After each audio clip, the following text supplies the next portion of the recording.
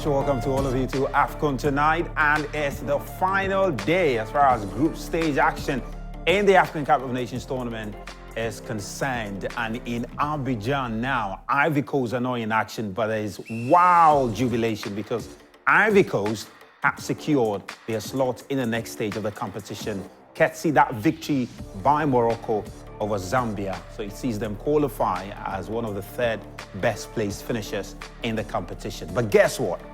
If the Cameroon versus Gambia game had ended in a draw, Ghana would have made it to the round of 16. As of now, that was how close the Black Stars were. And when the Gambian player scored that goal, tried to do a Maradona, they were like, when they realized it was a Maradona, it was like, Cloud in the age of VAR. Well, that's what has happened. But I think just when we were done with the show yesterday, I think about 10-15 minutes after, then the news came in that Chris Seaton has been sacked as head coach of the Black Stars, along with his entire technical team. Well, it does appear that sacking of head coaches has become quite a phenomenon now, because Ivory Coast themselves have also dismissed their head coach. And for Algeria, the head coach, Belmadi, has also resigned. Tunisia head coach has resigned. And at the moment, we are counting about 5 head coaches who have parted ways with their national teams following in the African Cup of Nations. And we'll go through all of them today and just to have some discussion about it. The round of 16 pairings is pretty much done. We'll also go through them. But the big conversation today is the dismissal of the head coach, Chris Seaton. We've been speaking to some Ghanaians. We'll hear from them. And of course, we'd love to hear from you today too on the show. So you get to join us via Zoom to share your thoughts on the dismissal of the head coach. Now it's been it's a 4 coach in the last 3 years, and the Black Star situation doesn't seem to be improving. My name is Razak Musbah, and still with me is Sicho. Sicho is here. Sicho, 50 minutes, no part statement can land. Quick. Charlie? Yeah. Almost as if they were timing us so that we don't get the first bite. But yeah. Daniel? Charlie, it's over. Yeah, it's over. It's over for Chris Seaton. And but let me just get your quick reactions though. When you saw the statement, we knew it was going to come. We're not sure whether he was going to. We were actually expecting him to resign by himself instead of the sack, but that didn't come and he was sacked. Let me get your quick thoughts to that when you saw the news. Let me start with you, Daniel. It was always going to happen. This is a result-oriented game. His results have not necessarily been good, even before the AFCON. And then when you superintend over this disaster, obviously you're going to lose his job. What excited me most about the statement was the fact that the entire technical team leaves. Yeah. That's what we need. Some of them have been there during the previous head coaches. Otuado, you mean? Yeah, Otuado's regime. And if something is not working out, I wonder why we keep repeating the same mistakes. Some of them have clearly shown that they are just not good enough for this level. So I'm happy that finally all of them go, especially the one who decided that Rich Dufori should be #1 after not playing a single minute of club football. You mean the goalkeeper's been, right? How many minutes of football since the end of 2022? Very, very little. So I'm very happy that finally he gets to leave. Hopefully we find a much better and competent technical team, an honest technical team to come in, take over the helm, and then hopefully, I always say, look, this is a very young group of, if we do the right things, I'm not saying we'll win the next AFCON, but we'll be in a much better position in the upcoming AFCON in January. Yeah, no surprises really. I mean, when you exit the competition as Milo did in the last edition, the outcome to Milo's tenure as the coach should be very similar to yours, and Milo got the boots for underperforming. So I didn't expect that Chris was going to stay on the job. And for Chris, it wasn't only about, as for Milo, it was only about the tournament. But for Chris, it wasn't only about the tournament, because prior it, he never really got us to believe that there was any progress or whatsoever under his tenure. You know, the World Cup qualifiers hasn't necessarily started in any spectacular fashion. We look like we're still behind, judging from the results that have come through in performances. And then the AFCON just also emphasized that Chris, for whatever reason it is, doesn't have a hold on the team. And some of the decisions he's made, shocking decisions, shocking, if you like, in-game management. And as good as we thought he was, he simply hasn't been able to pass down what he believes is his ideals in the ideas on the game to the players. So I wasn't surprised that he was sacked. Is that the solution? Is that the way to go? Is that what changes our fortunes? I think it's far from that, but it's one place to start. It's one place to start, though. Well, not just Ghana, because following Ghana's exit from the tournament, we saw the reaction of the fans and even the reaction of some of the journalists at the mixed zone. So it was quite chaotic, but the chaos wasn't peculiar to Ghana because yesterday, after Algeria were knocked out of the tournament, some of the fans literally invaded the team's hotel in an attempt to attack the head coach and the president of the federation. Now, if some of you are wondering what I'm talking about, we've got visuals of that for you. Very, very chaotic scenes after Algeria, the 2019 champions, exited the group stage of the tournament in consecutive fashion, 2 consecutive times. Do we have the video ready? Can we just take a look at it?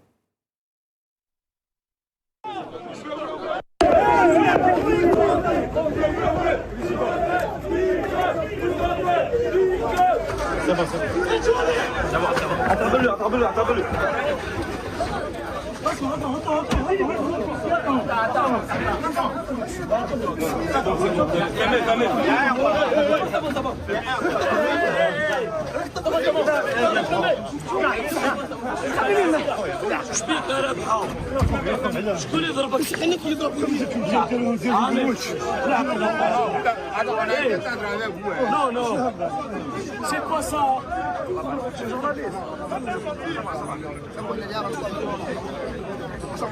Monsieur, arrêtez de filmer, sortez. C'est bon.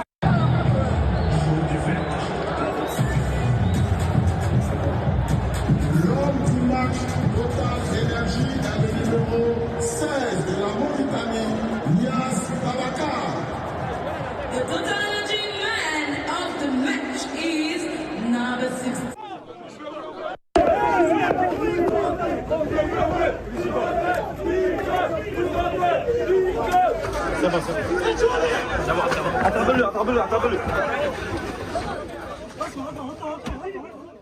So those were the scenes at the entrance to the hotel of the Algerians after they exited the tournament.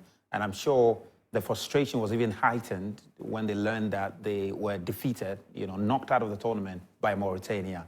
The frustration is real. And even in Ivory Coast, frustrations were similar and is what even forced the federation to sack their head coach, Jean-Louis Gasset. People are justifiably angry with the performance of their national teams. Yes. Like we've seen in the case of Algeria. Yes, but it still doesn't warrant this behavior. At the end of the day, you have to. There are so many ways to channel your anger. It doesn't need to go this far.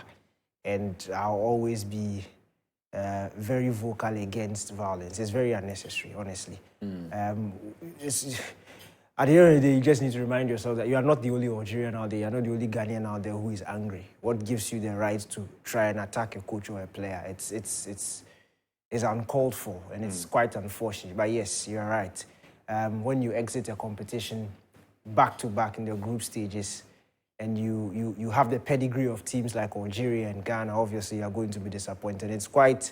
on one side, it's sad, but I'm sure CAF will look at these results and be very happy because it shows that the gap between the big boys and the small boys... So the expansion of the tournament. Look, it's closing. You look at the quality of football played at the group stage level. Look at Namibia in the first game against Tunisia. Yeah. Outplayed Tunisia, got the win. Then they get beaten by 4-0 against South Africa. Then they bounce back and get the result that has qualified them to the round of 16. You have teams like Mauritania, like Namibia, Cape Verde, these teams in the round of 16 of an AFCON. And they didn't get there by chance. They got there by playing very good football and being competitive and rubbing shoulders with the best of the best on the continent. So it's a good thing. If I'm one of the people sitting at CAF, it's a really good thing. And if you are part of the federations that have got kicked out, or the bigger teams that have got kicked out in the group stages, it's just another reason why you should look within and start cleansing yourself, especially for the Ghana Football Association, because it's a big disgrace. Seriously, it's a big disgrace. This is back-to-back, and you've single-handedly superintended over all this. This is nobody. You can't share the blame with anybody. It's you. It's you. AFCON 2021 is AFCON 2023. both of them without a win. So I was going through numbers today and I realized that under Keto Kreku's administration, Ghana has not won an AFCON game. Fact. That is sad. Wow. Yeah, that's The 10 games. That is sad and embarrassing for a group of people who feel they have overachieved. Seriously. If overachievement is going 2 AFCONs without winning a game, then that is something. Then it just shows the state of our football. And they need to sit up. They seriously need to sit up because this is unacceptable. Yeah, it's unacceptable. Any reactions to that? No, there's no way you can actually justify fans who are trying to cause harm to players or coaches. It's the sport. I also understand it's a very emotional sport. Fans are very much vested in it. Yeah. Some of them would have saved to travel to Cote d'Ivoire to follow their team, and to see them, exit the competition as they did would be very painful. However, it's the sport, and the essence of the sport is that we respect the result that it throws up. If you win, you celebrate it. Yeah. If you lose, you're happy, but you don't cause harm to others because you've lost.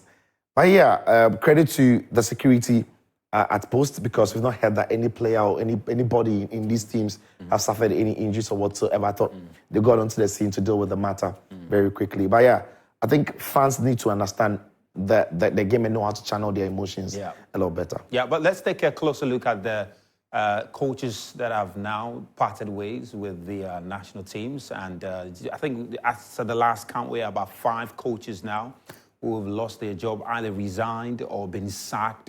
And of course, Chrisiti, number 1 there, the Ivorian coach also in there, the Gambian coach also. So Jamel Belmadi, we understand, has resigned following that disappointing outing with the Algerian national team. That is the first of it.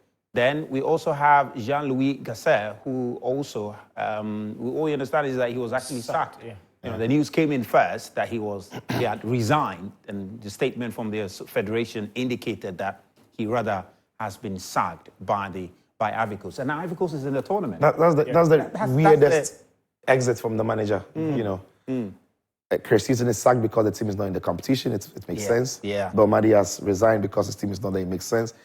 I mean, Sanfe himself resigned after Gambia got eliminated. So, but when you're in the competition, when you've prepared the team for the competition and you've got a chance to progress, and the manager is sacked, it means something really has gone wrong. It's something huge that we don't even know about. It means a lot of the players are not on board with the coach. Some terrible things would have happened. Because it's coming back. Door. It's coming on the back of that heavy loss to Equatorial Guinea. 4 goals to 0. Yeah. That's the consequence of that result. That is serious. Obviously, we are not Ivorians. We don't know what is going on in the IFA. But for a federation to take a decision like this, then it means it was very necessary. You'd hardly see things like this where managers are sacked midway through competitions. We saw, I think the last time I saw anything like this was the World Cup 2018, where the Spanish coach was sacked. Even that was just before kickoff. Yes, and that was necessary because of what had happened, and the public were just not happy about it. But this is a bit different. They were still waiting to see their fate in the competition, and he was given the axe or the boot even before that was confirmed. But it could work out for them. Seriously, it could work out for them because we know that this is a very good squad of players. And I think that's what the federation and the fans will be thinking. This is a very good squad of players. It hasn't gone well tactically during the competition, but with the new manager coming in, who seems familiar with the team, Ivorian, he played in the Premier League, Fai. He played with Redden. I don't know if you remember him. But yeah, in the Premier League, he's when you talk about his coaching credentials, not necessarily out there as a very good head coach, but new manager bounce in the competition. Yes, we talk about new manager bounce. He usually lasts for 2, 3, 4 games, and that's all you need. That's all you need. So this is, I think the federation will think that this is a sort of response, positive response. They need a new face, an opportunity to get back out there under new instructions. Especially a former player, former player who knows what it means. Shake things up and then maybe do. It'll be interesting if you work for Cote d'Ivoire, that completely shifts the mindset of many FAs across the globe, because you'll be thinking that if a manager is not looking like he can get the squad, which is good enough across the line, in the middle of tournaments, he can very much be sacked. They're setting an interesting precedent. It can set a very good precedent. And as Danny mentioned, what I was reading, when the news broke, I was thinking about the new manager bounce, which works sometimes. And as I said, it works if the manager is not great and it's the bounce that is carrying the team, it can work for your 3-4 games. Yeah. And if it's in a tournament and you're into your last 16, you need 4 games. You need 4 good games. I suppose so. That could be it. Maybe. Let's see. Well, interesting. Well, let's take a look at the round of 16 parents now. But maybe just before that, yeah, of course, their Tanzanian coach also. He, very interesting scenario. Apparently, he made an allegation against the Moroccan Federation that they are controlling CAF. The CAF disciplinary committee looked into it and found him guilty and suspended him. And his suspension, therefore, meant that he cannot coach at the tournament after leading the team in their first game. So Tanzania had no other option than to sack him. And so he had to vacate his post. And Tanzania now are basically out of the tournament, and there's not much they can do. And Jaleel Kadri is the latest to have announced his resignation.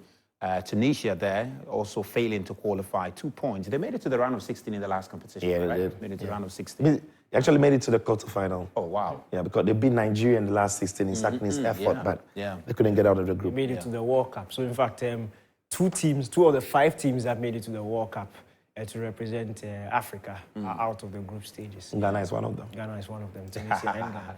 Interesting. So those are the coaching casualties there in the AFCON. The tournament is not done, but already we're seeing coaches suffering. Maybe even the other teams that have exited from the tournament, you're likely to see some change of coaches over there. But we're going to take a look at the parents, okay?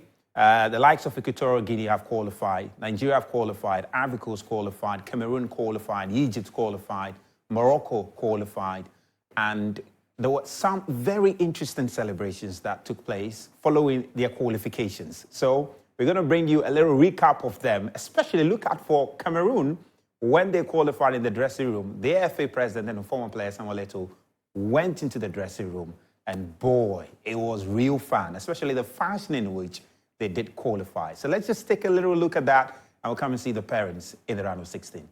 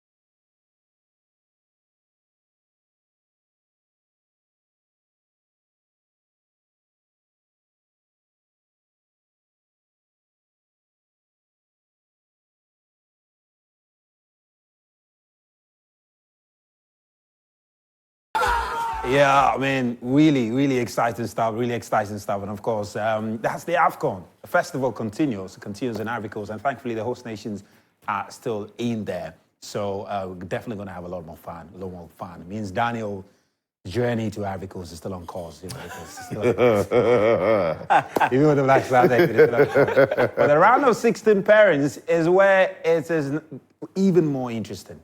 Mouth-watering fixtures are coming up. On Saturday, the big one, of course, we're going to be looking forward to. But guess what? This is what we are looking at in the round of 16.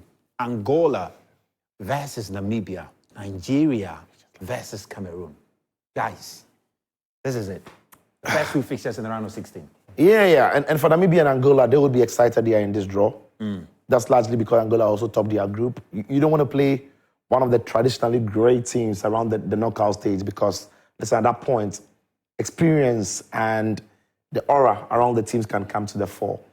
But those are the fixtures that also doesn't excite the top teams. Because what that happens is that the top teams are going to meet each other. Yeah. And that is why later in the evening on that day, it's Nigeria-Cameroon. Nigeria and Cameroon would have otherwise, with all due respect to Angola and Namibia, would have loved to play either of them. But this is what we've got. And that is what the AFCON has thrown up this term. It's been brilliant where many shocks, underdogs overperforming expectations and shocking everybody across the continent and the world at large. Yeah. So we're poised to see how far Angola, Namibia can go. But for Nigeria and Cameroon, one big dog is going to fall. Yeah, one of them. And to be fair though, if you look at Nigeria's journey to the round of 16, not too sure they have been impressive. They have been, not sure too, they've been able to get the kind of game they want to play at the tournament yet. Even for Cameroon, it's like, for me, I feel that there are two sides who are hoping that in the knockout stage of this competition, they can finally come to the party and prove what they really got in that squad. I think I actually have a different view about Nigeria. They've surprised me because if the better team always won football games, Nigeria will easily have 9 points in the group. They should have beaten Equatorial Guinea in that game, created countless opportunities. And for a head coach, when you set up your team to create chances like that, and they do, and the chances are falling to forward the pedigree of Victor Osimhen, you expect to score. So if everything had gone according to plan, Nigeria could easily have had 9 points in that group. Yes, they deserve to beat the host nation, Cote d'Ivoire, and they did. They deserve to beat Guinea-Bissau at the end of on the last day, and they did. It's Cameroon who, for me, are very lucky to be here. But that's a very funny thing about football. You don't want teams like Cameroon to sneak through to a round of 16 because when they see the knockout, they just know how to navigate. So in as much as Nigeria have been impressive, Cameroon have not been impressive, it's still a big game to watch out for because Cameroon can't surprise you. But the fixture which will happen earlier on Saturday, again, I'm making this point again. If you are CAF, you are happy because it's not like Angola and Namibia snuck through. This is Angola who topped their group, a very difficult group on paper. Yeah. And they were by far the best team in the group, not necessarily even in terms of results, but how they went about their games. It showed a lot of tactical discipline to get where they are. And it's really exciting that you have teams like this because, trust me, these are it will shock you that this is the match that will probably be way more interesting to watch than the Nigeria and Cameroon game because both teams feel like they are there for the taking. Namibia, I'll look at Angola and think they are very beatable. Same way Angola, I will look at Namibia. So we'll have a very exciting game for the neutral. But for the Nigeria-Cameroon game, Nigeria are afraid. Cameroon are afraid because they are big boys. Yeah. So we might have one of those very cagey tactical games. Stuff. Yes, and remember, this is the knockout round. So penalty shootouts. Yeah. I really enjoyed that. If you can't score, then let's take it to penalty. Yeah, and hopefully the Nigeria-Cameroon game will enter penalty shootouts and Onana will not make it. And then he'll come back. And again, in competition football, teams find a way to at times, just build up and improve in competition. So the teams that perform well in group stages are not necessarily the teams that are going to see flourish. There are some teams that take it slow to jet off, and once they are in the air, they're unstoppable. And for Nigeria, they'll be very excited if they've not necessarily hit their top gear at this level. Because we saw them last time. They were the best team in the group stages. They got to the knockout stage and they were out of the competition.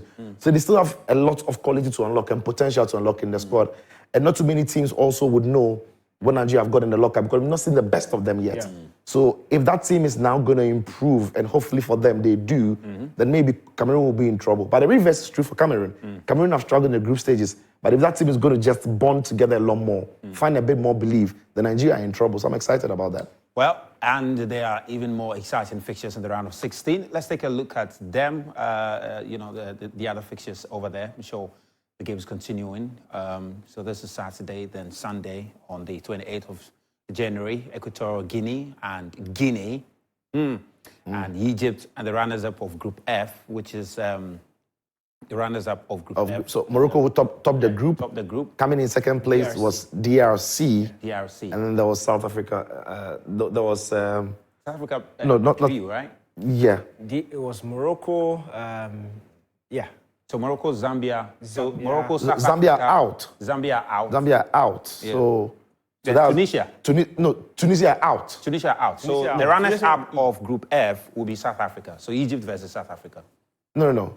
South Africa were in group. Okay. So this better qualifies it. Okay. This better qualifies for us. Where was that? So Morocco, South Africa. That's right. That's what we were looking for. South Africa were second runner-up. So that is it. Yeah. Yeah, interesting matchups, as you'd see. For Morocco and South Africa, again, Morocco will look favorite, but Morocco have never really convinced me over 90 minutes. I think their spells in the games, all the 3 games they played in the group stage, that has looked like they are there for the taking. When they hit their stride, they are very good. But I think they tail off a little bit, especially in the second half. In the second half of the second half, where it's almost as if they are physically, they are not competing well. Fortunately for them, they are not playing against a very physical team. They are playing against a team that also have got, like to be as expansive as Morocco would be. So I fancy Morocco to get the job done over South Africa, who themselves, I must say, have impressed me in the way they've played in the competition. I thought in their first game, they were a bit unlucky. I thought they were a bit unlucky. I thought they played well. If Pistol scored that penalty, the dynamics of the game changes. Yeah. And once they missed that penalty, things happen. But they even created chances. The 2 games that followed, they were a bit more compact. They beat Namibia. We saw them today. They were a bit more compact against Tunisia. They didn't concede a goal, created opportunities as well. So they also fancy their chances against a Moroccan side that has not necessarily dominated any fixture so far. Yeah, I mean, Daniel, so many other interesting fixtures in there. And you can see Nigeria, Cameroon, mentioned that already. Yeah, I'm looking at. I'm wondering why we were skipping the Senegal and Cote d'Ivoire clash. Yeah, I mean, think we haven't gotten there yet, but I'm sure we're looking at the left I'm side. looking at the left-hand side, yes. Yeah. So there's some sweet fixtures on it. Yeah, so let's deal with the left side of it. Of course, I'm sure the final one in there is Cape Verde and Mauritania. Exciting. Yeah, that's almost like an Angola, Namibia kind of But another very exciting Yeah. fixture, considering the sort of football both teams played in the group stages. And another one that neutrals will really enjoy. I'm looking at the left side and I actually think that the Angola, Namibia, and then Cape Verde, Mauritania games will be the most exciting to watch. I think the first fixture, that's Nigeria, Cameroon, and South Africa and Morocco, could easily go all the way, because I see Morocco switching their style back to that World Cup very low block, because we know how South Africa play. They are very expansive. They struggle to score.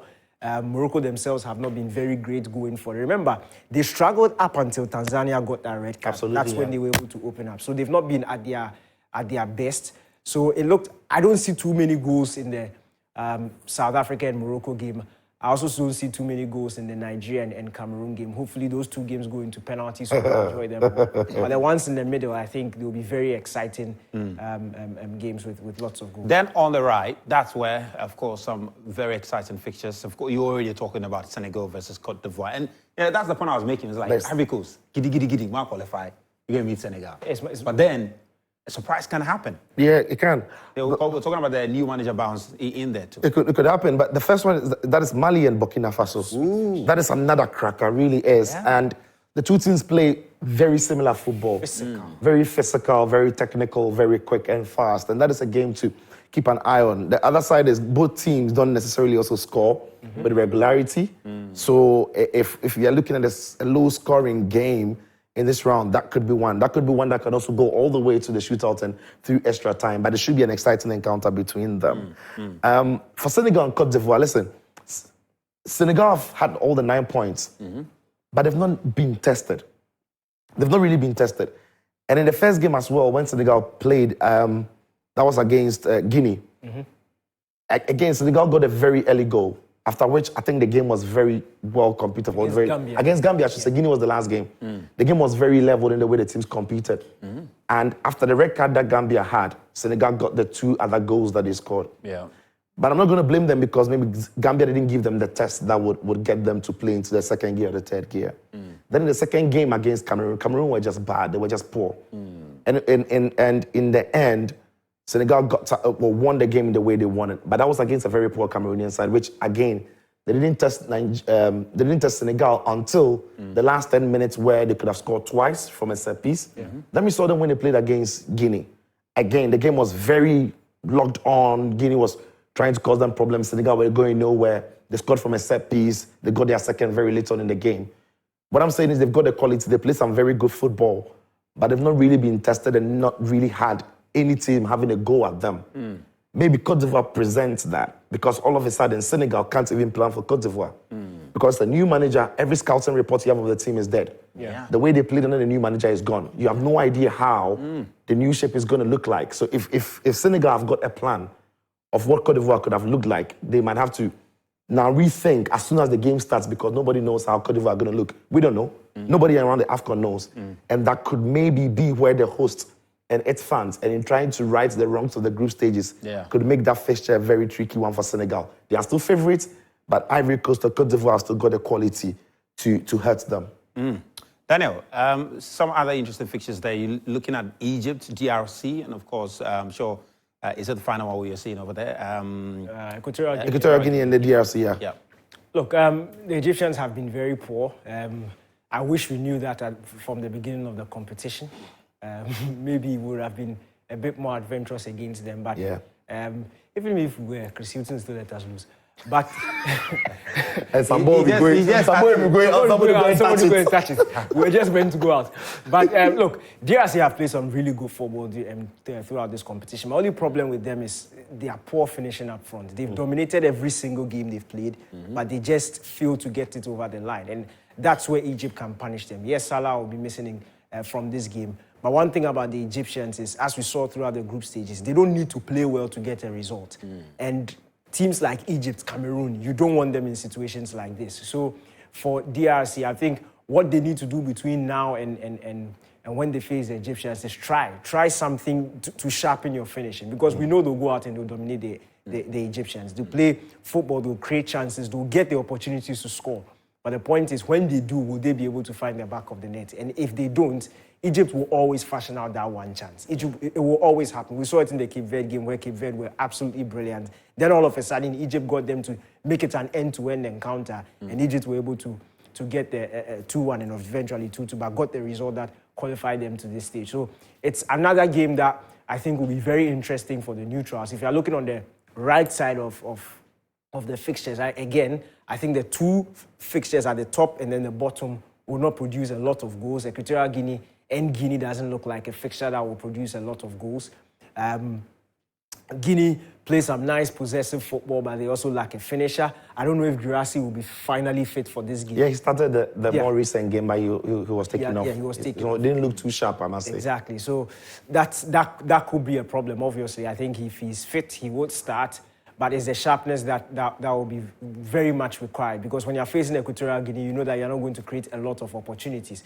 So that also becomes a problem. But when you look at all the fixtures, look, it's mouth-watering. These are teams that deserve to be there, teams that from the group stage we've seen that have played very good football. It's not by luck or by chance. If anybody was going to sneak through by the best third place, whatever, it will be the host. Maybe they are the only ones who are lucky to be here. But apart from that, I think all the teams have worked their success off to be here. Well, maybe now we can try and bring some of you on Zoom just to get your thoughts on these pairings over there, all right? And, of course, one of our regulars is joining us all the way from Mali, and I've almost kept his name on my fingertips, Uncle Joe. Uncle Joe, let's start with you. Thank you so much for making time. You're in a country, not sure if you're a Malian, but if you are, you'll be facing Guinea in the round of 16. Tell me, what do you make of it? Burkina Faso in the round of 16. You are right. I'm not a Malian by birth. I am a Nigerian by birth. But I have spent almost half of my years here in Mali. Okay. Yeah, so I was about to talk about Mali and the Burkina match. Yeah. And then much later, Nigeria, Cameroon. You see, it's like these are brothers. Actually, they are brothers because from Bamako, the capital of Mali, to Burkina Faso is just about 4 hours drive. And those ones in the bordering area, they even speak almost the same language, which we call Mochi, or not the Bambara language anywhere. So from there, you see Mali, Burkina Faso. It's going to be an interesting match. But the technicality of it is just that at the end, one of the brothers have to submit for the others. So that is the situation between Mali and Burkina Faso. Nigeria, Cameroon, where I know very well, is just a border of a stone throw. So even the Nigerians from their media has already mentioned that they are brothers. So whatever team that win should congratulate the rest. So this is the situation. As for the entire competition, I think this year, maybe one of the underdogs of African nation is going to come up top of this Nations Cup. So I think it's going to be a very good Nations Cup. Since there are a lot of guys also who want to participate, let me leave and then say congratulations to the Oracle. He's my big man. I have been watching him more than 12 to 15 years now when he was still in City TV. So I used to go on Facebook to hear from him. And Sicho is a nice guy. I like the way he runs things. But we'll talk more about that later. Let me allow others to also make their own viewpoints. All right. Thank you, guys. And keep up the good work. Thank you. That's some nice geography there. Isn't it a very nice geography about borders and how the distances between the absolutely countries lovely playing stuff. over there. Well, we have, is it Eric now joining us? Eric, if you can hear me, go ahead. Where are you joining us from, though? Derek. Where are you joining us from? Eric, joining us. Eric, if you can hear me, go ahead. Where are you joining us from, though?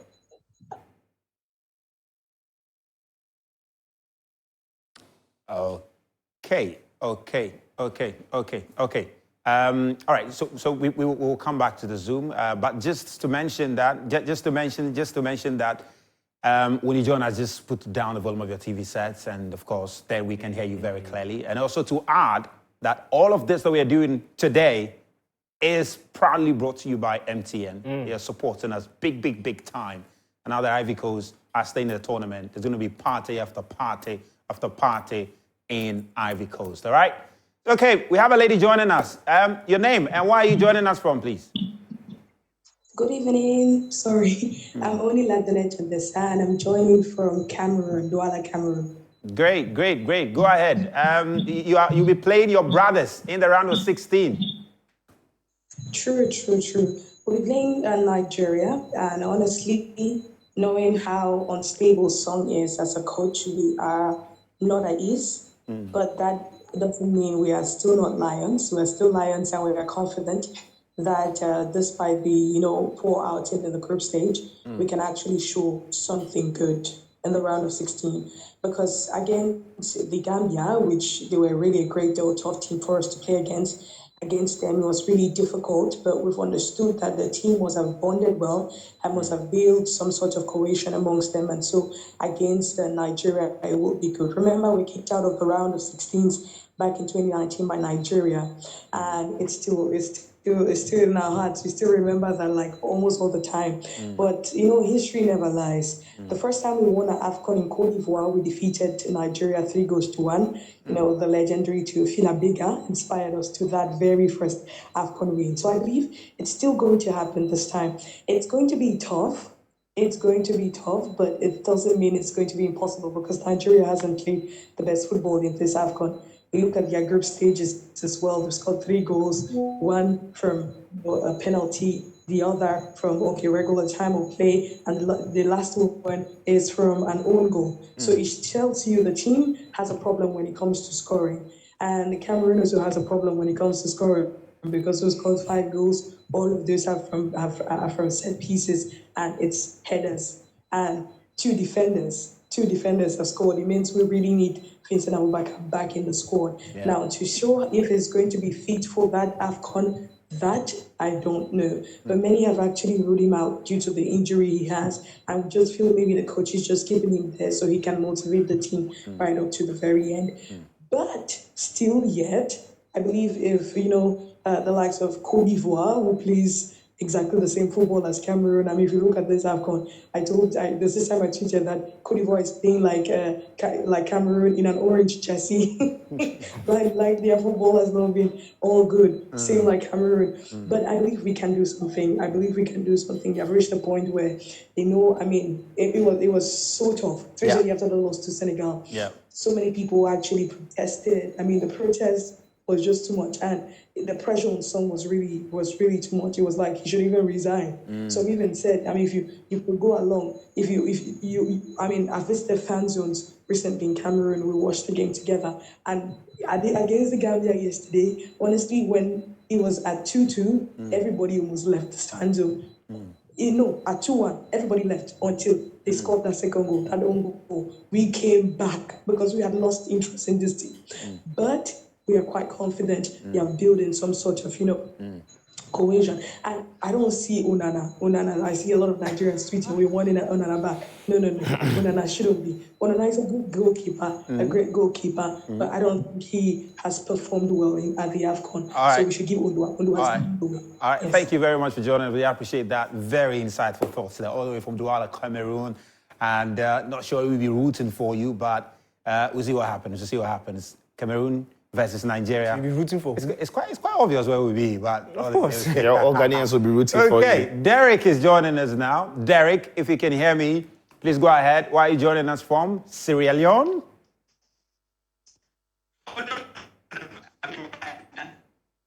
This looks like Ghana. This is definitely Ghana. This looks like Ghana. This is definitely Ghana. No, he's got to use. He has Somebody to is use in MTN. Mali. He has to use And it's MTN. clear. He has to use MTN data. He has to use That's- MTN. MTN. Yeah, MTN. Use MTN. Yeah. Okay, Boama. Where are you joining us from, please? Kwashima. Great. Yeah. He's using MTN. You are using MTN. Charlie, go ahead. Praise good evening. Yeah, Chairman, good evening. Go ahead. From the way I say things about the blaster and the head coach, I think for now they have dissolved the head coach and his technical team. What about the AFA? What are they going to do with them? I think now the government should take control of the national team and the AFA should just handle the football body of the clubs. Because I don't understand how an AFA leader can have a team and now also taking power in controlling all the affairs. If you look at England, their FA president is not the one who has a club in their league. So how come Africans, we have an FA president who have clubs in the league and controlling the football affairs? And we also determine the money to get and all those bonuses and everything. But if they'll just spend the money and leave everything to us. So what are we going to do now? I think the sports journalists can come together and find some way and even like new press conference or interviews to get to the real truth and solve the real problem with them. Well, thank you. Boama, thank you so much for joining us from Kwashiman here in Accra, Ghana. Well, do you have some more on the line that we can connect to? If not, then we'll just come back to the studio and continue from that Chris Eaton dismissal, conversation. And at the moment, people are asking, so what's going to happen to the GFA? Clearly, the government knows history. They can't touch the GFA. That's absolutely nothing that can happen. We can't touch the GFA in any way. So we might suffer a ban. But the GFA, like you mentioned yesterday, need to do some real self-introspection and begin to pay closer attention to Ghana football in general and what it is that we need to do to get things right. Yeah, if we're talking about the ideal situation, most of the time when FA presidents, head coaches, all these things, when they superintend over disasters like this, in the ideal situation, you find those with dignity quietly stepping down, resigning, telling themselves that, look, it's been 2 very poor competitions, in fact, 3 very poor competitions, let me step aside. But in our situation, we know that won't happen. It hardly ever happens in this country. It's not just about the FA, even in governance. When you find people with monies in their house, they don't resign, they wait to be sacked. So unfortunately, that's what we need to deal with. We also know that if the government steps in, we are going to have a FIFA ban. Yeah. And somebody was asking me for a bit of clarity about the whole situation if we want to get rid of the GFA president. And the only result is for somebody to go in to find some hard evidence of some corruption somewhere and snitching him to FIFA. That's basically the only way we can get rid of him. Other than that, then we can just appeal to the gentleman himself to please start putting the work in. Yeah. That's basically what they can do. It hurts me a bit because today I was doing a bit of reading. I was looking at the DNA document that we had. The DNA document that was launched a couple of months ago. And something interesting I found in the first weakness of a Ghanaian player that was listed in the DNA document. Guess what? It's loss of concentration. Yeah. That's the first weakness of the Ghanaian player, and we saw that play out time and time again. Now, guess what? This document had started being in work 2 years ago. I read that line a couple of years ago, and till today, if the technical director then 2 years ago saw that loss of concentration was a problem for the average Ghanaian footballer, and till today we still see it play out, then it means nobody is putting in any work, because when you work, you see results, and the results are progressive. I'm not saying you see it immediately, but we saw this loss of concentration at the World Cup, we saw it at the AFCON, so it means nobody's working, and that's a bit sad. So we just need to appeal to the people in power to start putting in the work, because football is what brings us joy. We are, governance is not going well, the economic situation is very high. Football is basically the only thing. And trust me, if Ghana had qualified top of the group, nobody would care that we are paying 30,000 to the players. If Ghana were going all the way to the semi-finals, finals, nobody really care how much we are paying the players. It's the fact that they are not doing well. There's a serious disconnect between the players and the team and then the public. Look at how the team is being handled by the FA. They come into town, they are not allowed to meet fans, they are not allowed to meet journalists. It's like it's a secret cult. It's a bit sad. So basically all we can do now, and that is fact, you can't have another election because it's already happened. It's just to appeal to the people in power, and not even appeal, demand that they start putting in the work, because again, this is unacceptable. Sisha, let me just get the final comment from you though. Yeah, listen, I sometimes feel very sorry for these players, because they are working in an impossible environment, because this FA has shown that they are terrible at managing football, and that is not me mincing words, that's me being very truthful. There's so much arrogance about the FA, there's so much of pomposity about them. They've not shown that they've got a plan or a framework that works. And what the players have come to the Black Stars to realize is that they are in a working environment that doesn't breed success. So it doesn't matter how these individuals, how good they are. Kudus won't win anything with the Black Stars with the way it's being managed. No way. Salisu won't be great in the Black Stars with the way it's being managed. It doesn't matter how good Thomas Partey is at Arsenal. Because think about it. How is it that in a better environment, these individuals are superstars, yet in this rotten environment that the FA has created, these players look average or even below average when they're in the Black Stars shirt? We have a team, national football team, that has no psychologist to psych these players up, because mentally, quite clearly, you see these players struggle when they put on the shirt. Yet we have a GFA president who speaks as a motivator and turns himself into some psychologist to motivate these boys and get into their heads to perform. Do the right things. But having spoken about the FA, having spoken about the environment they've created for these footballers to fail, I think there's a way the government can also, blend in. Because the government doesn't have to come in and say they're dictating to the FA, because that will attract FIFA sanctions. However, the government then has to look at itself and ask itself what the government, as a government, they've done for sports to thrive in this country. It is no accident that athletics are not doing well. It is by no accident that boxers are not doing well. It's by no accident that football is collapsing in this country. Our leagues are not being run well. Our leagues, we don't have quality players in our leagues. Let's not beat about the bush. We don't have enough quality players in our leagues. That is largely because of the chain of production of quality players and training coaches. If you leave the production of players at the youth level to the FA, you will fail. They don't have the capacity, they don't have the know-how. Otherwise, the clubs that they run themselves would have had very talented footballers being generated to the main team. We don't have those. Yeah. So it is a problem. Government needs to take up the responsibility of how to generate or groom young players from the very tender age through GAS sports, through school sports, so that when these players have been trained through school sports, they are going to be assimilated into the clubs. But the foundation would have been right, and they would go on to be under 19, under 20, and there would be a policy to guide us through what developing players international team would be. There are many angles to this, but because of time, I'll leave it here. But the FA have been terrible at creating environments to give the players opportunity of thriving. We're going to continue this conversation, I'm sure, between now to possibly when we get a new head coach for the senior national team. It's another conversation we're going to have. Today's Wednesday. On Thursday, tomorrow we're going to be here, Friday we're going to be here, and tomorrow what we'll be doing is taking a closer look at the group stage performances. We're going to pay close attention to some very, very interesting things we monitored there, so expect the guys to be on the touch screen. Then on Friday, we'll do a much more closer analysis of the round of 16. Interesting analysis on the touch screen. So Thursday, Friday, make sure you make a day with us here on Joy Prime. My name is Razak Musbao, and to the entire team, thank you for making this happen. We'll be back tomorrow. MTN, everywhere you go. You go. You go.